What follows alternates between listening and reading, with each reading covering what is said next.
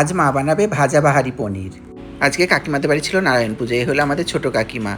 আজকের ভিডিওটা একটু অন্যরকম। তার আগে জানাই মায়ের হাতে রান্না করে তোমাদের অনেক অনেক ভালোবাসা। এই আমাদের ছোট্ট বোন পুচকি। আজকে সারাদিন ছোট কাকিমাদের বাড়িতে ছিলাম, তারপরে পুজো হওয়ার পর প্রসাদ তুলছিল কাকিমা, আর মা রান্নার আয়োজনটা মাই করছিল সব সমস্ত রকম।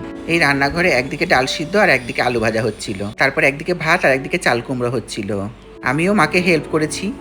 তারপরে চলো এবার পনিরটা কী করে মা রান্না করবে দেখেন। এখানে লাগবে কাঁচা লঙ্কা, কিশমিশ, কাজু আর পোস্ত আর একটা তেজপাতা আর গোটা জিরে। মা প্রথমেই পনিরটাকে ভালো করে টুকরো টুকরো কেটে নিল। পনিরটা কিন্তু কাকিমা বাড়িতেই বানায়, একদম পিওর খাঁটি গরুর দুধের পনির, এখানে কোনো রকম ভেজাল নেই। পনিরগুলো কেমন করে কাটছে দেখো, একটু মোটা মোটা করে। এই রান্নাটা কিন্তু অসাধারণ হয় খেতে। কড়াইয়ে সর্ষের তেল দিয়ে দিল। মা কিন্তু সর্ষের তেলের সঙ্গে একটু ঘি মিক্সড করেছিল। আর এখানে যা যা উপকরণ লাগবে মা সমস্ত রকম মশলাগুলো করে নেবে। একটু আদাও দিয়েছিল, আদাটা দেখানো হয়নি, তোমরা একটু আদা দেবে। ঘি আর সর্ষের তেল গরম হয়ে গেলে পনিরটা এখানে দিতে হবে। পনিরটা কিন্তু লাল লাল করে ভাজতে হবে। এই রান্নাটাই পনিরগুলো কিন্তু একটু লাল লাল করে ভাজতে হবে। বুদ্ধ পূর্ণিমা উপলক্ষে কার কার বাড়িতে নারায়ণ পুজো হয় সেটা কিন্তু অবশ্যই জানাবে। আর বিশ্বাস করো এই রান্নাটা কিন্তু অসাধারণ হয়েছিল খেতে। যখন মা অন্যান্য পনিরের আইটেম রান্না করে তখন কিন্তু পনিরটা হালকা করে ভাজে, কিন্তু এই রান্নাটা করতে গেলে পনিরটা কিন্তু একটু ভালো করে ভাজতে হবে। তারপরে পনির ভাজার ওই তেলে কোনো রকম ফোড়ন কিছু না দিয়ে একটু টমেটোটা দিয়ে দিতে হবে। টমেটো যখন গলে গলে খুলে খুলে যাবে, টমেটোর কাঁচা গন্ধটা চলে গেলে যে মশলাটা করে রাখা হয়েছিল সেই মশলাটা দিয়ে দিতে হবে। মশলা দিয়ে কিন্তু বেশিক্ষণ কষানো যাবে না। এই রান্নাটা কিন্তু আমার মা নিজের মন থেকেই করে। তারপরে পরিমাণ মতো লবণ দিতে হবে আর পরিমাণ মতো চিনি। এই রান্নাটা কিন্তু একটু মিষ্টি মিষ্টি করলেই ভালো লাগে।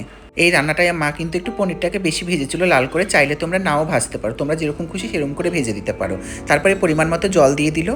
ঝোলটা যখন ফুটবে তখন কিন্তু ভাজা পনিরটা দিয়ে দিতে হবে। মায়ের হাতে প্রত্যেকটা রান্নায় অসাধারণ হয় টেস্ট। তোমরা এইভাবে একবার পনির রান্না করে দেখবে, সত্যিই সুন্দর হয়। যখন ঝোলটা একটু শুকিয়ে শুকিয়ে আসবে তখন একটু সানরাইজ শাহি গরম মশলা দিয়ে দিতে হবে। তারপরে নেড়ে চেড়ে ব্যাস হয়ে গেল রেডি। সবাই খেয়ে তো অসাধারণ বলছিল, সবাই প্রশংসা করছিল, কিন্তু সব ভিডিও তো নিয়ে আসতে পারিনি। তোমরা হয়তো অনেকেই অনেক রকমভাবে পনির রান্না করো, তবে এরকমভাবে একবার রান্না করে দেখো, অসাধারণ হয় খেতে। আজ বুদ্ধ পূর্ণিমার দিনটা সারাদিন কাকিমাদের বাড়িতেই কাটলো, আর খুব ভালো কাটলো, আনন্দেও কাটলো। তোমাদের কেমন কাটলো জানিও। আর ভিডিওটা যদি একটু ভালো লাগে লাইক কমেন্ট শেয়ার করে, যারা নতুন ফলো করে নিয়ে সবাই ভালো থেকো, সুস্থ থেকো, টাটা।